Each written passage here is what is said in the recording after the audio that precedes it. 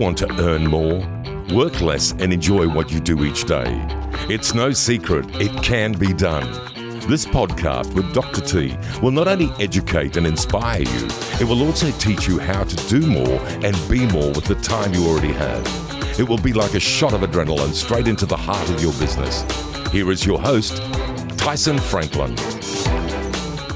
Hi, I'm Tyson Franklin, and welcome to this week's episode of It's No Secret Dr. T.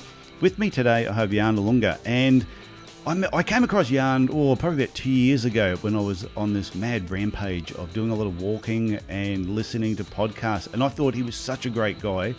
Then, fortunately, I met him last year at Podcast Movement, and he has a podcast called Podcaster Lab, which I've sort of devoured a little bit. And as part of that, he was talking about becoming a podcast guest, and I thought I couldn't think of anyone better to get on my show than Yann Ilunga to talk about podcast guesting. So, Yann, how are you doing today? I'm good. Can I share a confession with you? You can. Yes, I sort of have that. I have that priest look about me.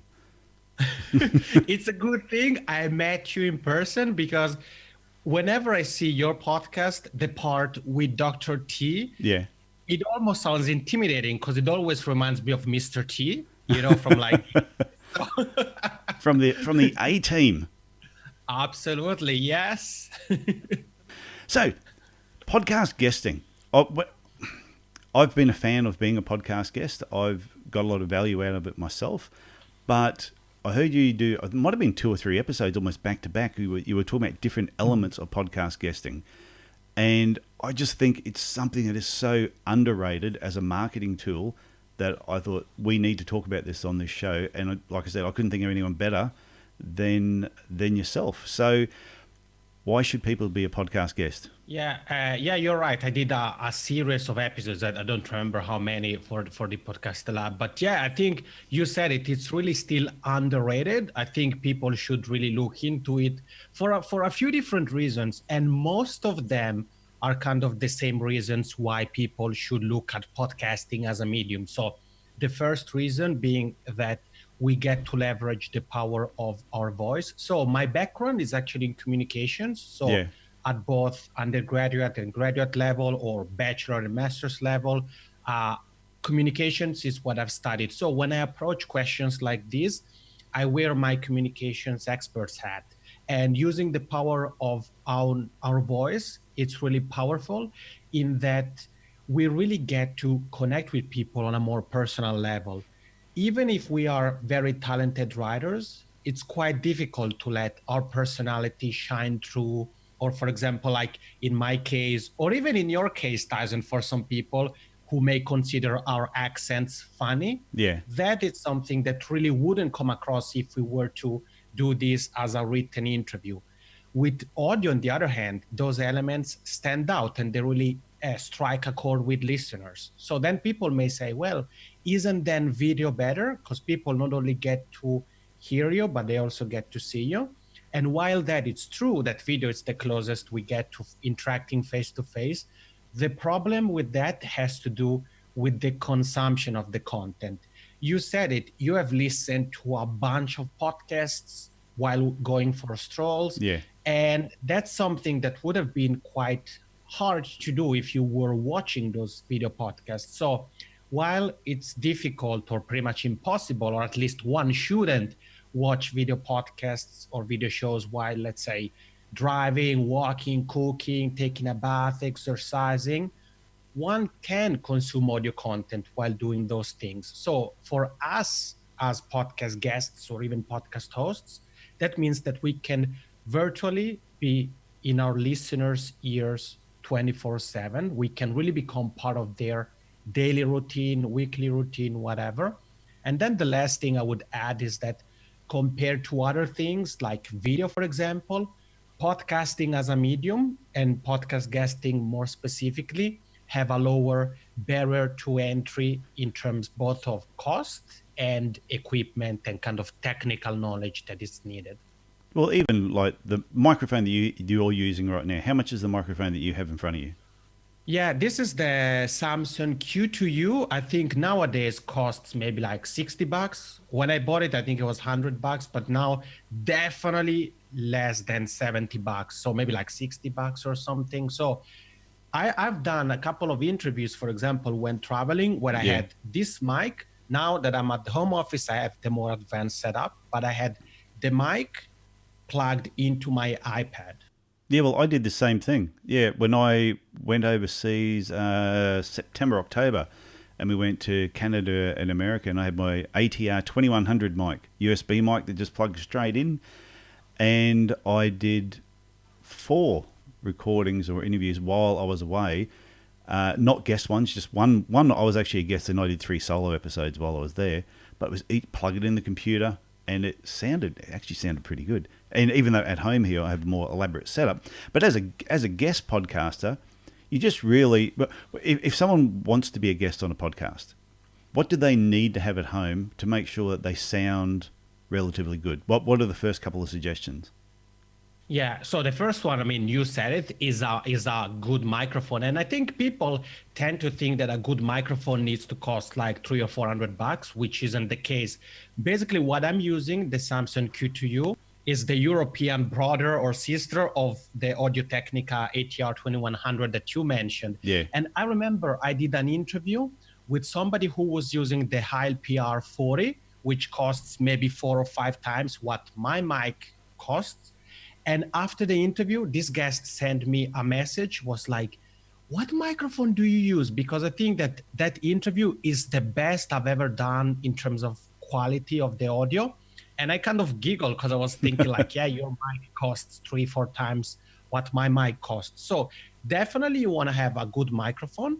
But just before you go any further on the next thing though, so like I say, if people are going to be a podcast guest, this is part of their marketing. How much are they already spending in marketing all these other areas? So to spend less than $100 to get yourself a really decent microphone is not a big cost. Yeah, you'll have it for ages. Yeah, no, yeah. I mean, it is important because I think it's something we're gonna talk about later on. But it's not only about what you talk about, but it's also how.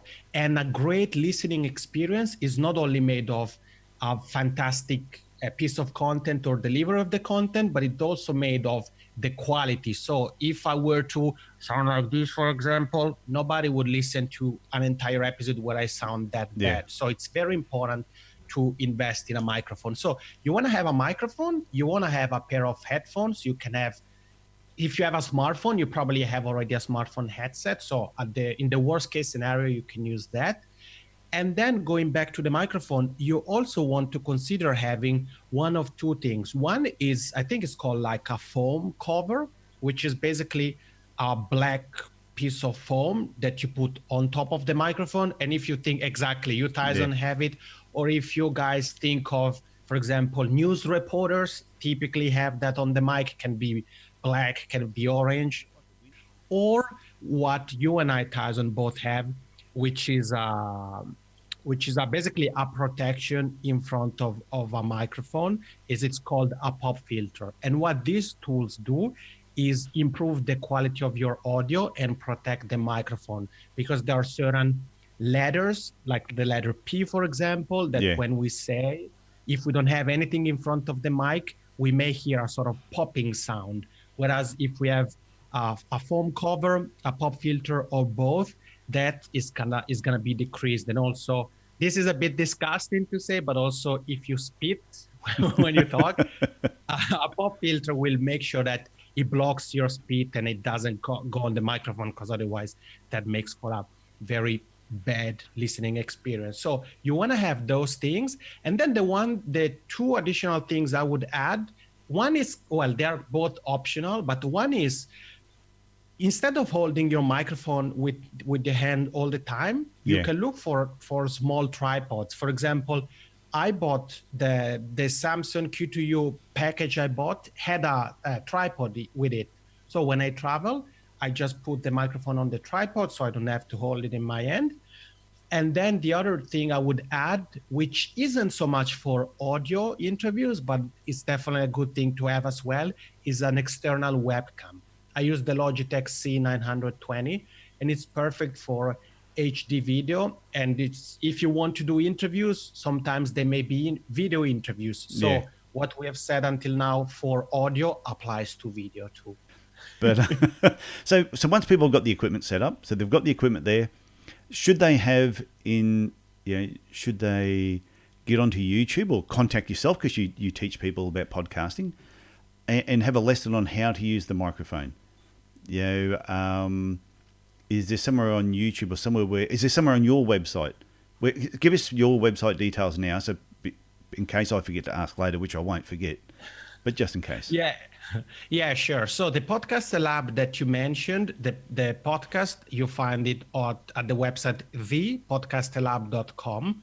So there you find all the episodes, and they're actually categories. So you can click on the one that says podcast guesting, for example, and it will automatically show you the podcast guesting episodes. Or you can click on equipment and it will show you episodes related to equipment. So that's for the podcast. And my own site is yannilunga.com, and that's spelled YANNILUNGA. So yannilunga.com is my main website, and there you find resources. Well, I mean, you can find videos on YouTube. It's not very difficult to use a microphone. You want to do some tests, and I mean, there are a couple of things to keep in mind. One is you want to have your microphone pretty close to your mouth, but not extremely close.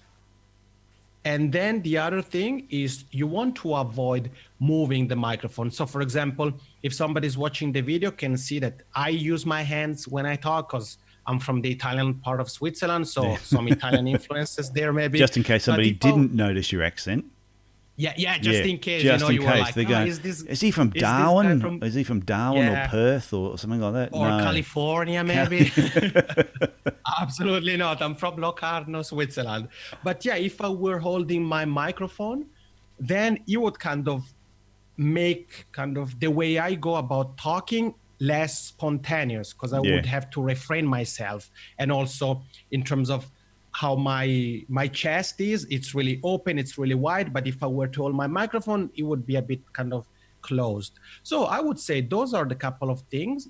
And then you want to make sure that you record and you try and use different levels. And what I basically mean by levels, without getting too technical here, is to make sure that you sound loud enough, but not too loud that if you listen back or you play back, you start to hear some distortion. Some scratching sound. So, but if somebody's going to be a guest, they probably don't need to worry about it so much themselves, because the person at the other end who's doing the podcast should be twiddling the knobs and making them sound good.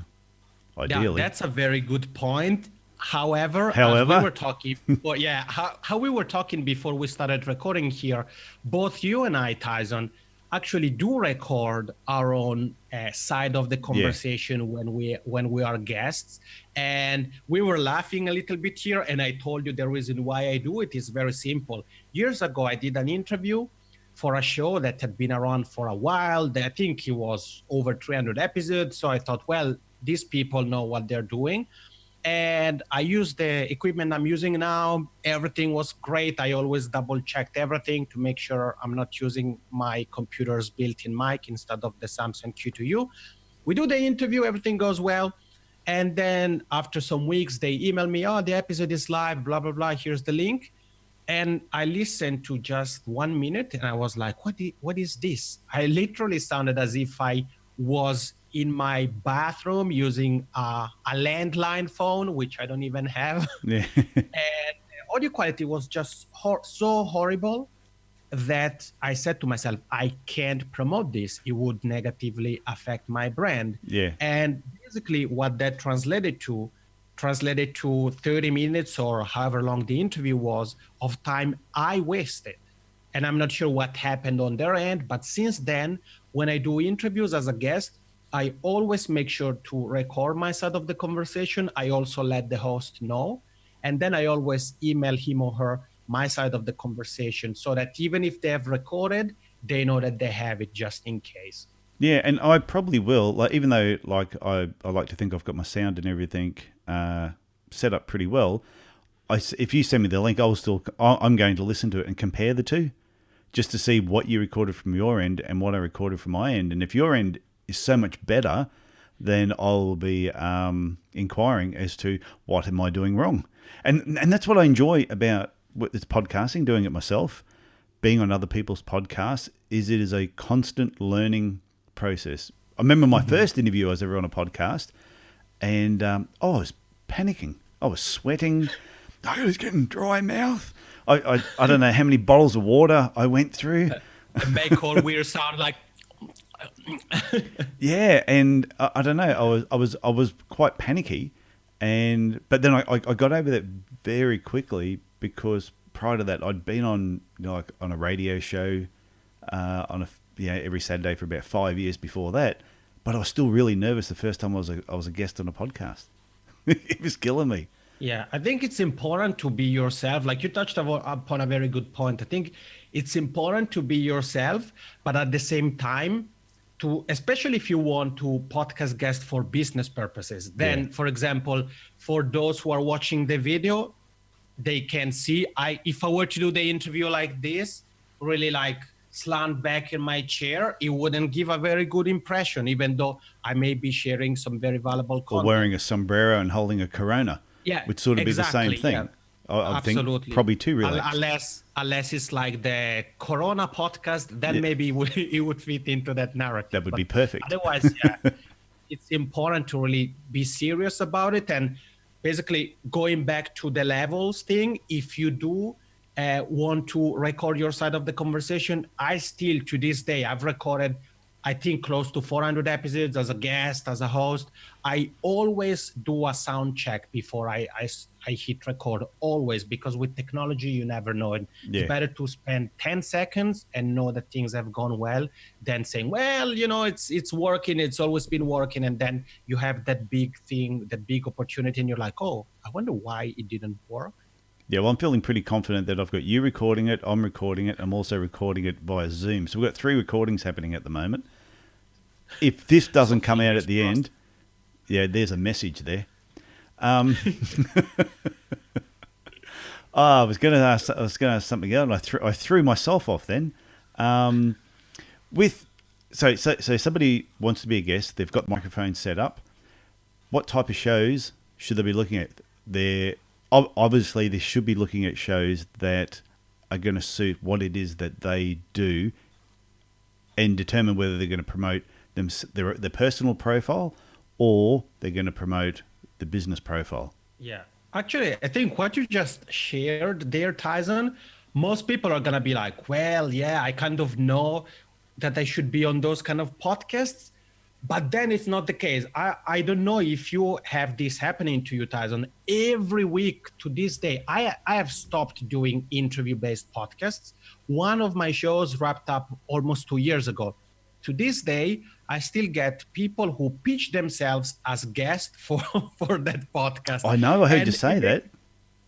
Is that the 360 Entrepreneur podcast? Exactly. Yeah. Absolutely. Yeah. And it makes me laugh because not only they pitch themselves for a show that wrapped up 2 years ago, but they also pitch themselves in a way that even if the podcast was still running, they wouldn't be a good fit. So it's important to ask oneself, what topic do I want to cover as a guest? Yeah. And then look at podcasts and make sure that they're interview based. And if the host tells you that you're not a good fit, don't argue with them. I've had people start to argue with me like, well, yeah, why do you think I'm not a good fit? And in my head, I think, look, I don't have to justify my decision to you. Like, it's my show, my rules. If I think you're not a good guest, it's not like I'm not offending you. I'm not insulting you. I just think you're not a good fit. So it's important to think about those things first. And then what you said, Tyson, think about what is the goal. So sure, think about the goal for the audience. So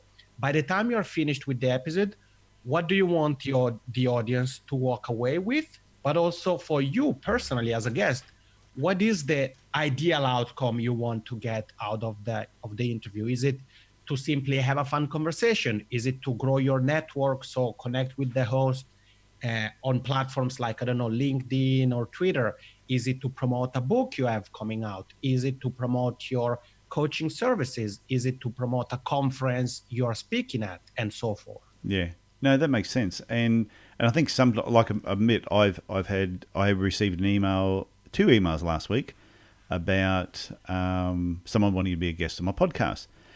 Every sentence started with a lowercase letter. Nice. I mean, every sentence started with a lowercase. There was no punctuation. There were spelling mistakes all the way through. And the only part that didn't have a spelling mistake was their signature. That was all lined up perfectly. And I'm thinking, what was that? And I emailed them back and went, I'm sorry, but I said, how do I explain this? I said, the email you sent to me, I said, the email you sent to me was so bad. I said, I think you shouldn't have your 7-year-old child actually do your emails. And was your name or the name of the show in your email with a different font? Yeah, it was all just set up. Yeah, it was copy and paste, but it was copy and pasted really poorly. And then I received another one, and I sort of feel bad about this one. It was the person I'd got the request to be on the show, and okay, read through it. I went, yeah, okay. I think this person will fit in with my show. So I sent a thing back saying, yes, here's the booking thing. So they did the booking. And then when people book on my show, I always say, can you give me your address? Because I like to give a small gift to the people who've been on my show. And they put not necessary or NA. They just put not applicable. And I went, oh, that's I'm offering you a gift. I'm thanking you for being a guest. And you went, it's all right. Don't need to do that.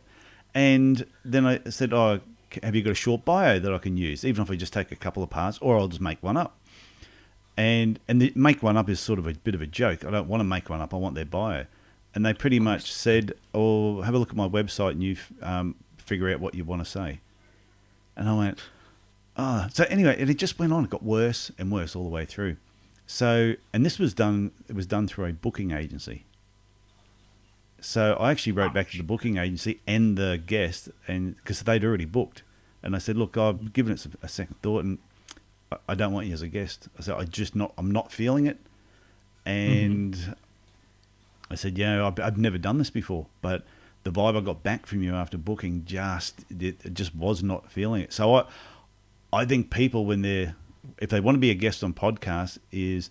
First thing, go and listen to the podcast, like you were saying, with the 360 Entrepreneur podcast. If it doesn't exist, don't write to them.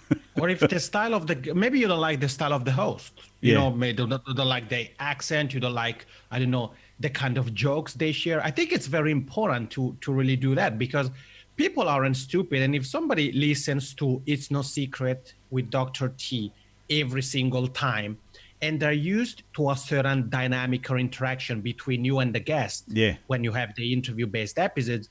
If you have an interview where the atmosphere sounds different and not in a good way, people aren't going to point the finger at you, the host, unless you do something catastrophic. They're going to point it at the guest. Yeah, true. They're going to say, okay, something is wrong with that person. So as a guest, you want to make sure you do those things. And do you mind, Tyson, may I share an additional thing? Because what you just shared reminded me something I should have shared a moment ago in terms of what is needed. No, that's okay. No, you can talk as much as you want. You can share whatever you want. I sometimes talk too much, so go for it. No, I love it. I'm really enjoying this. Yeah, so to your point, what you just shared, for everybody who's here with us, whether it's video or audio, one thing that I think it's an asset that not many podcast guests have, but I would strongly recommend you do have, it's what I call a podcast guest webpage.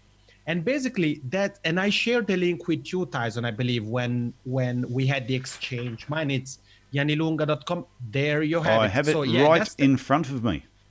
Perfect. So that's the PDF for those who are only listening. Tyson just showed me the PDF one sheet. So typically... Sound effects again? Podcast guest... There we go. There's the sheet. Is. That some podcast guests have what is called the PDF one sheet, which is basically an A4 PDF piece of paper, whether it's digital or printed, that has your bio, your contact information, some topics you could cover, and things like that. I do things differently. So the podcast guest webpage is an actual webpage that should do a few things. One, should let the host know briefly who you are, what you're all about, and what you could cover on the show. In other words, what value you could provide. it should have some social proof. So it can be, for example, testimonials by hosts that have interviewed in the past, can be artworks of podcasts you've been featured on, snippets of past interviews you've done, and things like that. And then I also add the link to two things. One is the PDF one sheet you showed. So why having both the podcast guest webpage and the PDF one sheet? Because oftentimes a webpage is faster to update than an actual PDF. Yeah. And you can add more multimedia content. So you can add a short video introduction and things like that. And then the second thing I have on the page, or the second resource, is a link to a specific onboarding sequence I have. So even though I am the guest, there is certain pieces of information I would like to get.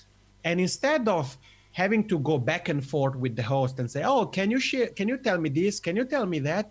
I have a type form, online form, where I ask a series of questions. So the idea with that is, when the host is done with the kind of my guest onboarding process, and they get the link to my scheduling tool, and they pick a date and time for the interview, I have all the information I need to prepare. Things like the website of the host, the website of the podcast, if it's not the same website, some information about the audience and their main social media platform and things like that. So that saves me time and saves the host some time. But if you have something like that, really positions you immediately in a better way than the people you, Tyson, just mentioned. People who send random emails with grammatical mistakes, spelling mistakes, and all those kind of things. And what I pitch myself as a guest, I always say, here's the link to my podcast guest webpage, so that you can see whether I'm a good fit for your show or not.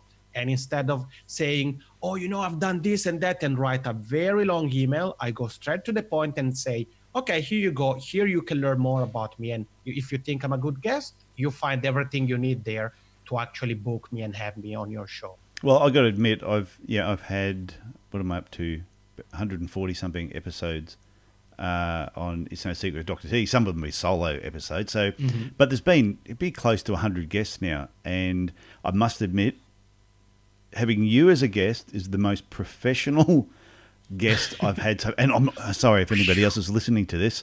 Not that you guys, not the rest of you weren't unprofessional, but just simplicity of having the sheet that I could print out. So there was a bio there straight away. I knew what I wanted to say. I said about a tenth of what you actually had written down, but that's just me.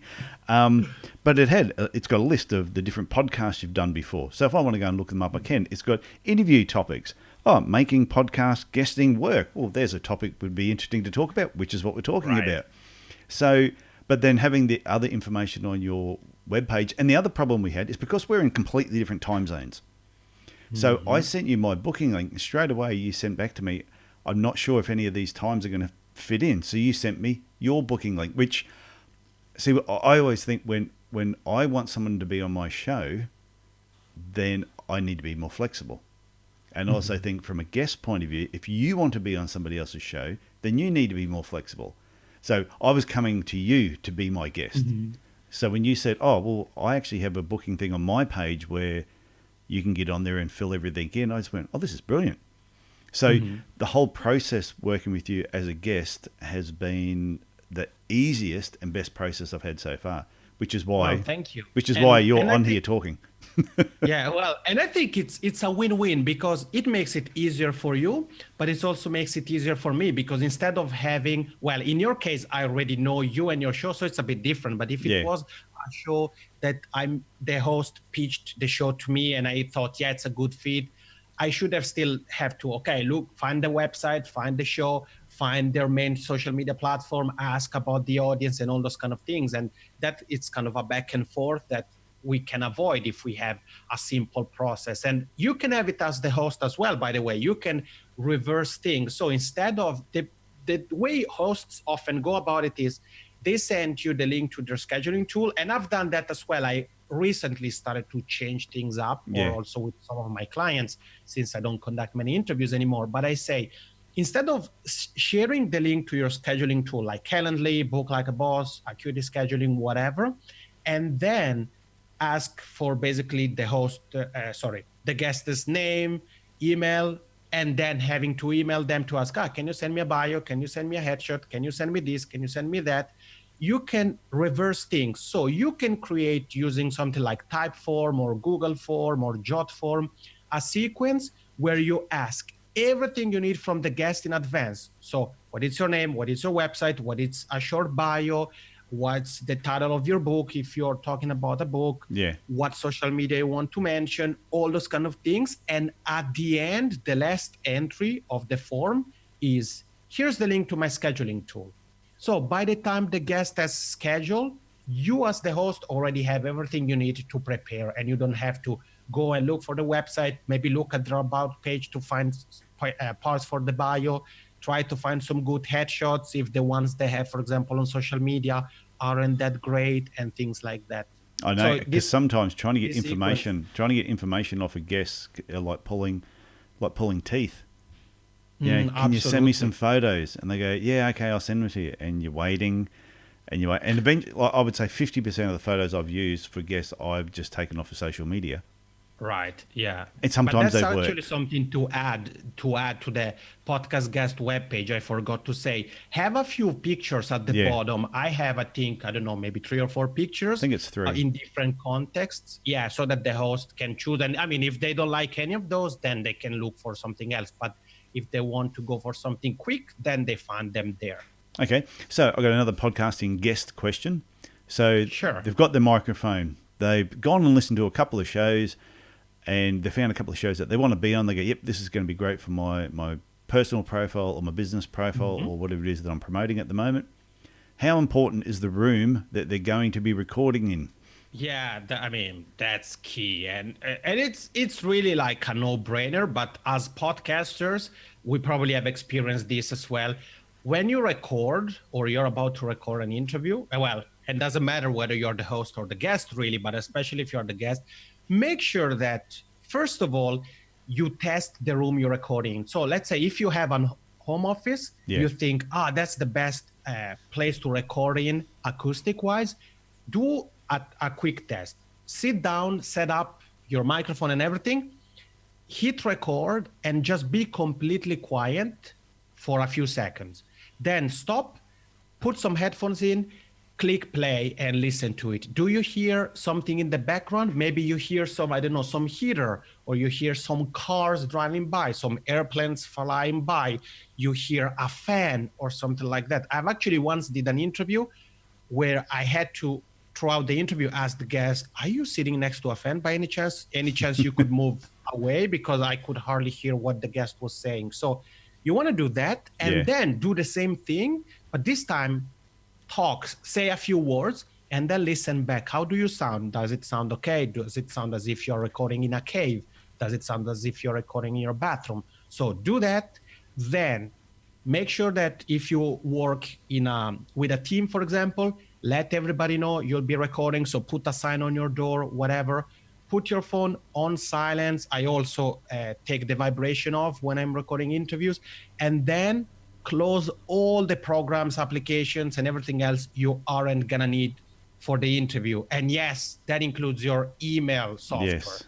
You know how many times I've done interviews and you hear bing. Yeah, I know. And sometimes I've said to the guest, can you please just make sure everything's turned off?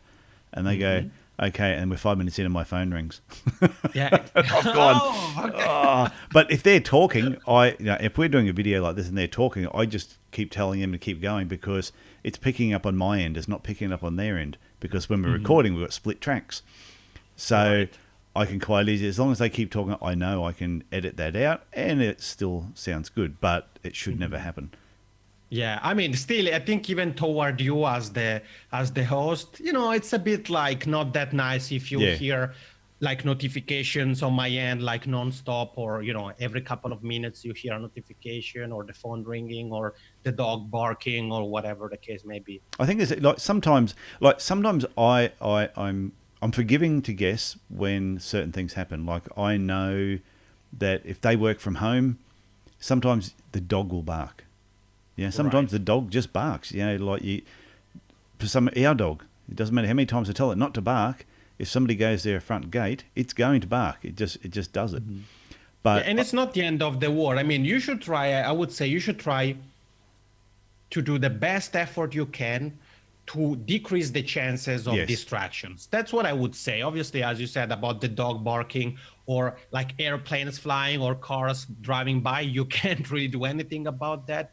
But you can definitely try, first of all, recording different parts if you record at home, for example, and make sure that the part or the room rather you want to record in is actually the best acoustic wise, because you may be surprised. Maybe it's not your office, but your bedroom that sounds better, or your living room or your kitchen. I know some people even have walk-in closets and record from there. So just that's Omar Zenhome, $100 MBA show. I'm pretty sure he says he records his show in his closet because it's got the best acoustics and it blocks out sound from anywhere else in the actual house. So, and I do think as a guest, they probably need to think ahead, even when they're making their appointments, is thinking ahead. When are you making when are you scheduling this time to be a guest? Yeah, if you're doing it from the home office, do you have a pool person turning up at a certain time? Do you have a mower person that turns up? Yeah, if you have kids, try to do it while kids are at school or kindergarten, for example. Yeah, don't do it during school holidays. And it's also, if you're doing it in the evening, like I am now, it's making sure your family's aware that you're doing recording, and also telling your 14-year-old daughter, no, now is not the time to be watching Netflix and chewing up my bandwidth. So I think they're all really important things that people need to remember. So what other advice have you got for if somebody's sitting there thinking, what's the first step I should do? I want to be a podcast guest. I want to get on podcasts, and I've got to get I've got to get a microphone. I've got a quiet room in the house. I know the acoustics are pretty good. I play a guitar, so I know it sounds fine. They've got everything going for them, and they're going, I know what type of shows I want to get onto.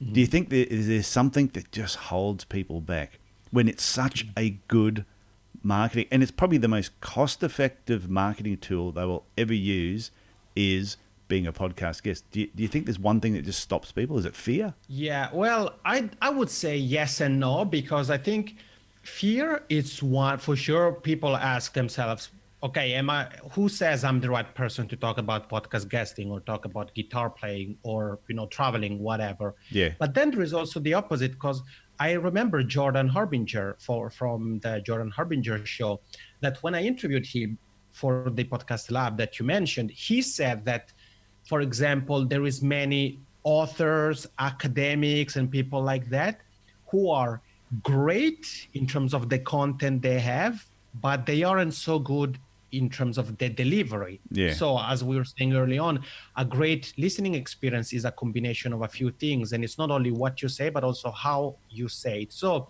if you're listening to this and you are, for example, somebody who is really comfortable, let's say being on stage as a speaker, or you're an author or anything like that, remember that you always have to bring your A game during podcast guest interviews. So try not to always basically have your quote unquote script and you always say this, you say the same things in the same way, you make always the same examples, because if people listen to a few episodes, they're going to say, what's the point? This person, it's basically copying and pasting everything. True. So make sure that you always focus on your delivery. So not only what you say, but also how you say it.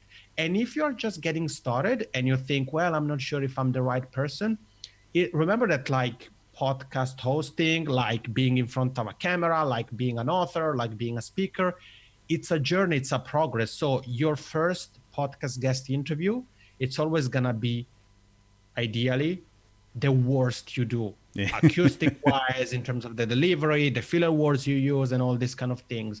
And I would encourage everybody to really take their favorite podcast. So take It's No Secret with Dr. T, and if you have another podcast, and I would encourage you to download 2 episodes. Download the latest episode and the first episode. And I want you to listen to the first episode first, and then listen to the latest episode, and try to pay attention at how the host has changed. And you'll be surprised and amazed by how, quote unquote, how the host sucked in episode 1, and then apply that as a guest and say, okay, I'm not saying, okay, I'm going to be ready to suck, but say, okay, I'm going to do my best, and maybe I'm going to listen back once the episode is published and try to learn from that. So that's what I would say. It's a great point. It is a great point, and it's not that you're going to suck right from the beginning. Like, yeah, if I go back and listen to my first one, I was awesome in episode 1, and now I'm more awesome. Hashtag just saying. Yeah, just saying in case anyone hadn't noticed. No, but I do. Like, I remember episode 5, I think it was the first. See, my first episode 1, I was actually the guest. I was the guest on my show, just talking about what the show is all about, and Ronsley Baz was the host. So, episode 2 was a good friend of mine, Dave Freeze. So the first 4 episodes, I was really comfortable because I knew the people I was talking to. Episode 5, if anyone wants to listen to an episode that's probably a bit different at the beginning, go to episode 5. I think it was Calvin Wayman, and it was called Fish Out of Water. I'm pretty sure it was episode 5. Perfect title. Yeah. But he was the first guest that I had that I did not know who he was. He was an overseas author. He was an up-and-coming entrepreneur. And I remember I listened back to the beginning of it, and I got dry mouth halfway through it was like, I'm Tyson Franklin, and I could feel my voice just dragging out towards the end. Now, he didn't notice it. I did. And when I listen back to it, I can hear it. And after that, I just went, and it was almost terrifying, but I got through it just by actually doing it. So I think guests will be the same. Yeah, it is about going. And Tyson, I know we are about to wrap things up, but I was wondering, would you like me to still share 2 things that kind of may hold people back in terms of getting the interview, and also then when it comes to the actual interview to make it work? Oh, yeah. I didn't realize how long we were talking, but awesome. Yeah, no, go for it. Give us your tips. Yeah. Because I think with those 2 things, we will come full circle. So one has to do with pitching. And we kind of touched upon this a little bit. And I think when pitching themselves, what many entrepreneurs, especially because that's typically the people I deal with, mistake they make is they make the pitch all about themselves. So they may send a very long email that says about who they are and their story and the awards they won and this and that. And those are things that really don't matter. First of all, it's not about you, the guest, but it's about how you as the guest fit into the conversation of the podcast. So in other words, who are you? What can you talk about? And what value can you bring? So that's the first thing. And the second thing is everybody's busy. So nobody has time too long to read a very long email. And I know when I see those emails, I know the style. I'm like, okay, this is another pitch that is going to suck. And typically, unfortunately, that's the case.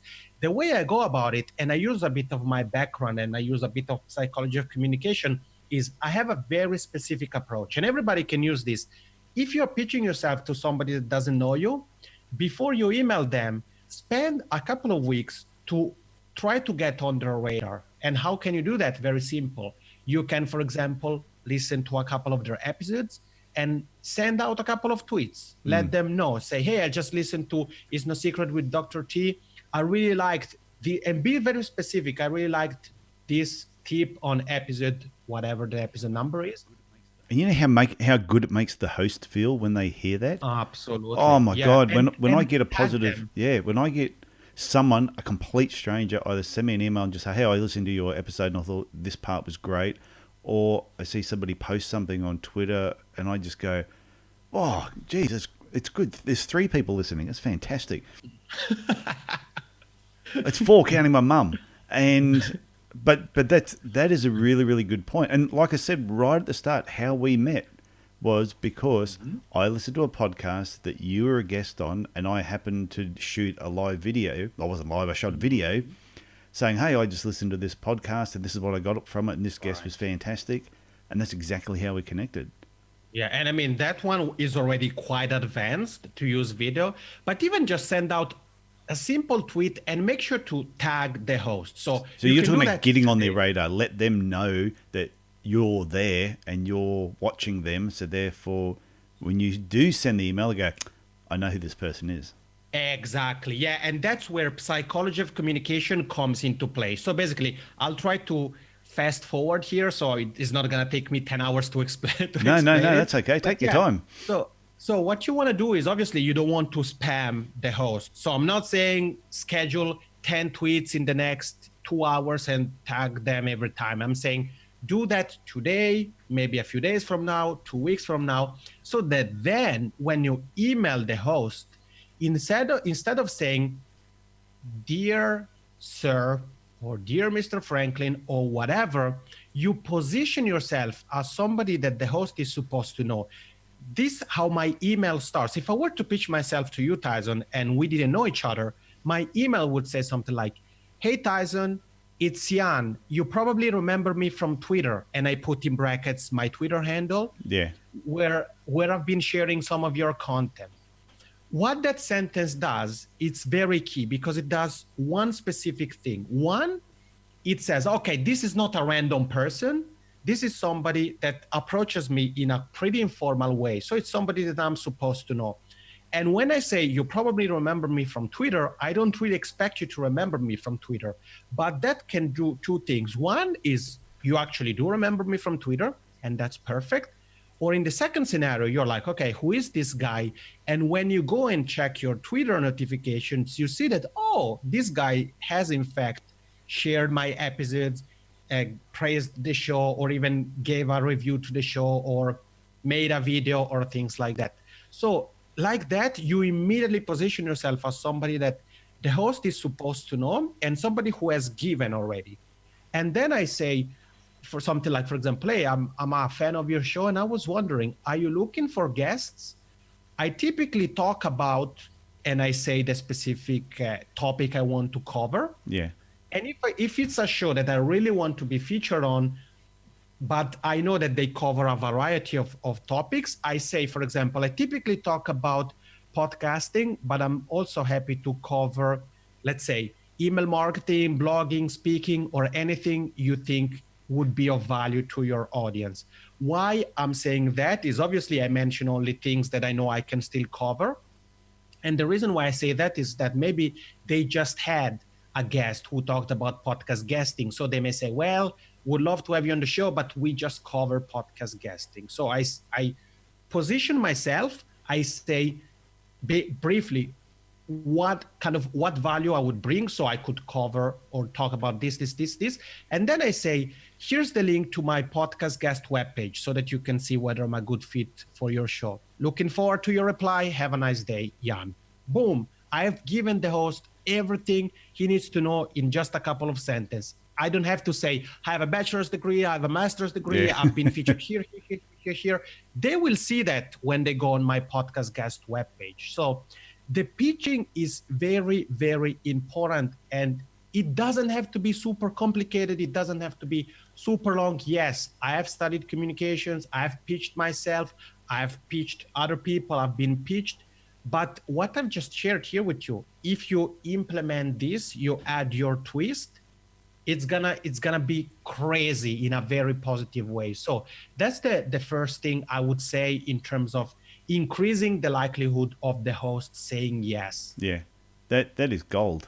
That is fantastic. And I like what you said about that, connecting with them first and then just following up on that and then combining it with your guest page that you had, keeping it short. Because like they say sometimes with all marketing, less is more. Yeah, exactly. So that's the first. And the other thing I would add related to that quickly is I mentioned Twitter, but for example, if you're about to attend a meetup or an in-person event where the person you would like to interview is going to be speaking, make sure to share a moment with them. Can even be just 10 seconds to say, I really enjoyed your talk, and take a selfie so that then when you reach out to them, you can mention that and they're going to remember you. So that's the one thing in terms of getting on the show. Once you get on the show, there is something, and this ties on, it's probably the most valuable thing I'm about to share here because it has to do with conversions, and that's a mistake I was making a mistake I've seen many of my clients that were making before we started working together. And that is, when you are a guest on the show, you want to be specific. You early on, Tyson, you said you want to think about whether you go with your personal brand foot or your business foot forward. Yeah. So it's very important that, especially if you want to go for the business or with the business foot forward, that you have clarity on what you want to share. In other words, if you have a book out, for example, or coming up, and that's the one thing you want to put emphasis on, then make sure that you remove everything else. I had some clients who the host would ask, what's the best way to get in touch with you? And they would say, well, my site is suchandsuch.com. I'm on Twitter at such and such. I'm on Instagram as well at such and such. I have my Facebook group. It's called the Such and Suches. If you want to reach me by email, is this. And the title of my book is this one. And the book also has a website called booktitle.com. People typically do other things when listening to podcasts. So if you share 3, 4, 5, 10 different call to actions, you're just pulling them in all different directions. And nobody is going to interrupt their workout to say, okay, I have to write down all the links the person shared. Yeah, that's so true. Be specific, focus on one link, and then, and here's where the gold arrives, apply the 3 yeses principle by Tom Schwab, who is the author of Podcast Guest Profits and the CEO of Interviewbased. I guess, are you familiar with Tom, Tyson? No. Yeah, his book is golden. So the idea here, and this, as I said, it's a mistake I was making as well, is when I would create a specific landing page for an interview or interviews I was doing as a guest, I would say, okay, I'm going to use the principles for a landing page. Traditional landing page. So, okay, you have your headline, you have this, you have that, and one call to action, because I want people who visit the page to be very specific, one call to action. Can I just ask you a question very quickly, just before you Sure. go on to that? So this landing page that you're talking about, is this a landing page within your website, or is this a landing page separate to your website? Yeah, that's a great question. So it's basically a page that you would want listeners to visit after they've done the interview. You have done the interview. So it can be on your website, or it can be even on a separate website. But obviously, it should be connected to something you have covered on the interview. So Yeah. It would make no sense if we have talked about podcast guesting and I would mention a landing page about, I don't know, bass guitar playing. Yeah. Which, it's a passion of mine. But the mistake I was making, and I would say over 90% of podcast guests make, is the page they have one call to action. But here's the thing.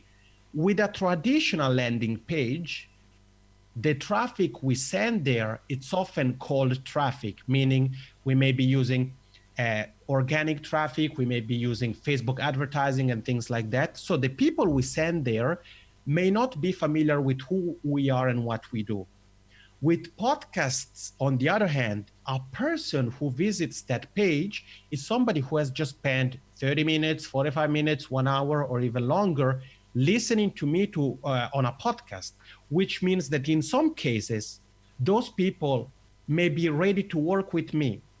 But if I have only one call to action, what I do and what I used to do, unfortunately, was warm traffic would come. So listeners would be directed to that page. Yeah. I would have one call to action, which basically would take them at the beginning of the funnel. So it would basically make them cold and try to rewarm them again. So what is the 3 yeses principle? Is to change the approach of these pages and have 3 options for people who visit. And these are the 3 yeses. Are you ready, Tyson? I'm ready for it. Give it to me. Hands are rubbing together here. A bit more sound effects. Go for it. Love it. Okay. So the first yes is the small size yes. And this is something that should be low in terms of investment of time and investment of money. So in terms of money, it should be free.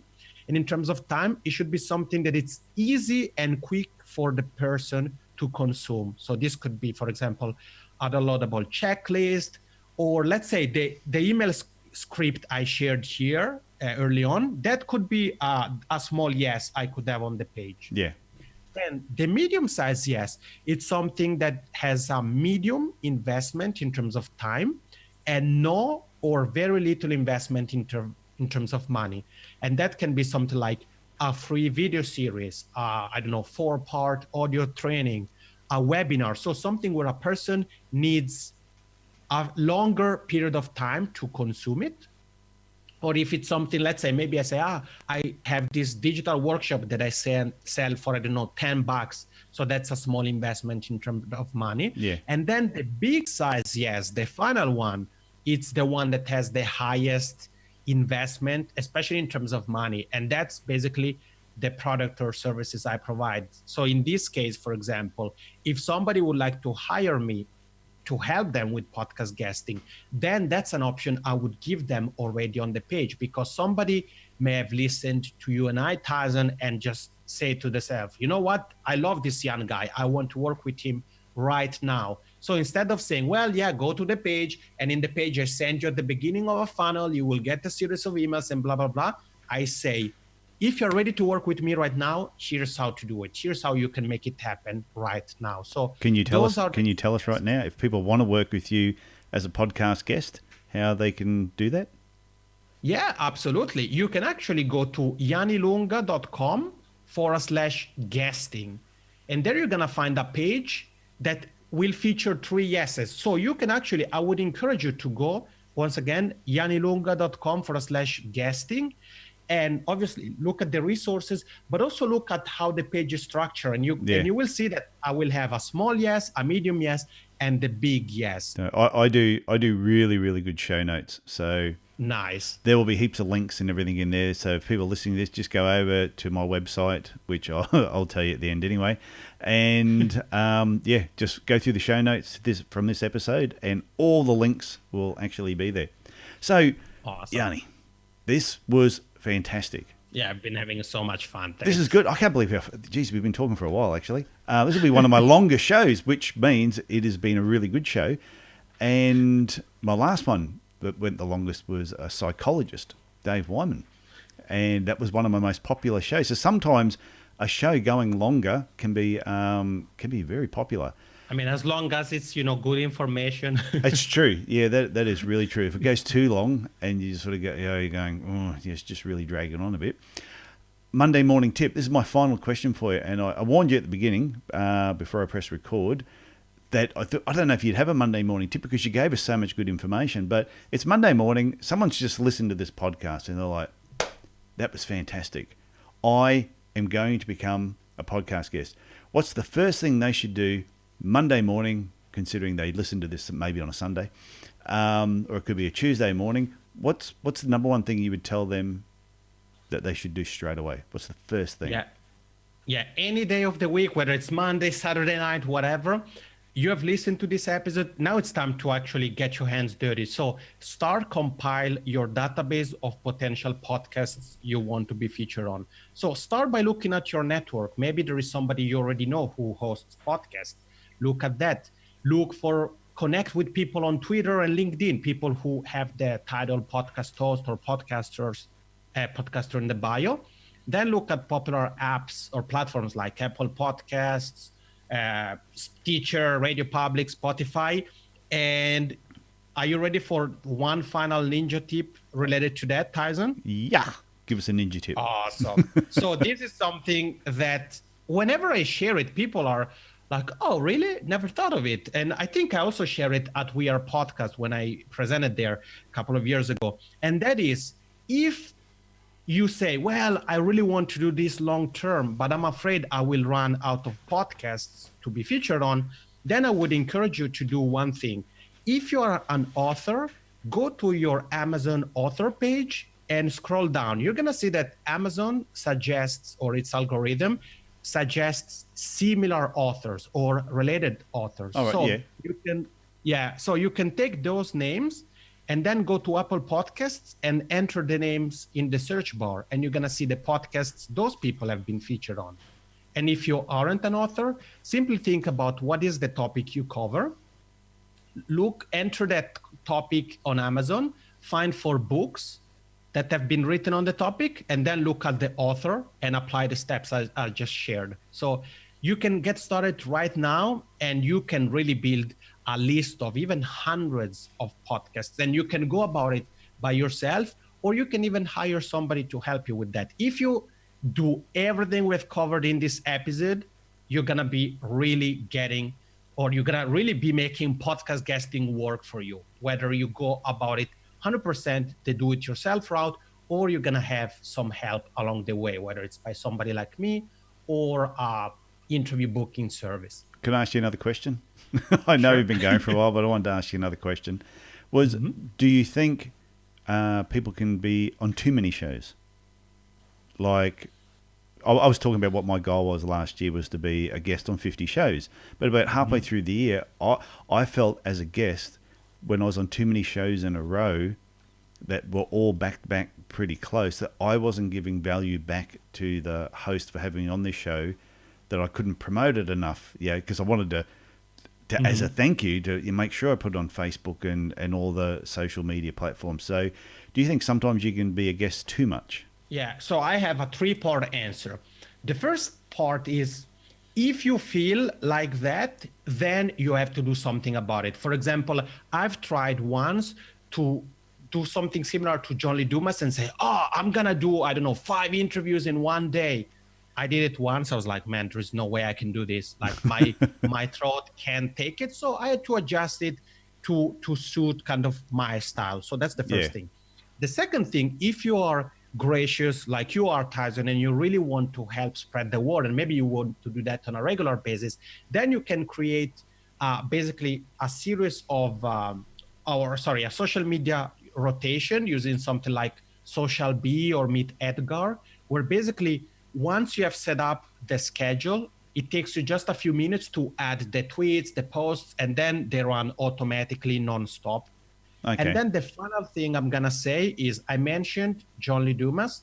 Last year, a podcast movement, when you were you and I, Tyson, had the pleasure to meet in person, I was talking with John, and he told me something that that left me like speechless. I was like, what? He told me, every month I do 20 podcast guest interviews.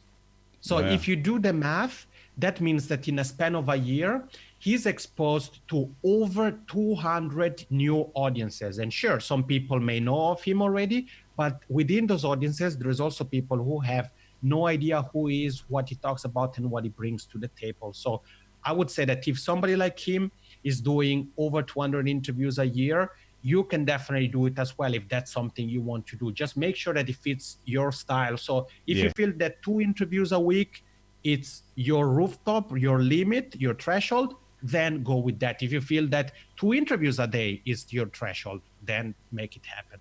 Oh, Yann, I just thought of one more thing. And this will be my final question. When the interview is finished, how important is it to just hang around for a little bit afterwards and talk to the host?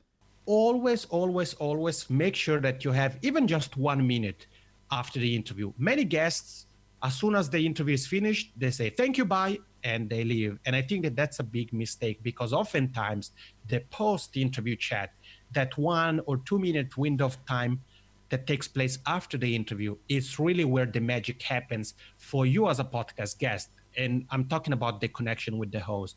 Maybe the host is so, and that has happened to me sometimes, that some hosts ask me, hey, how does it work to work with you? I want to hire you. This interview was so good.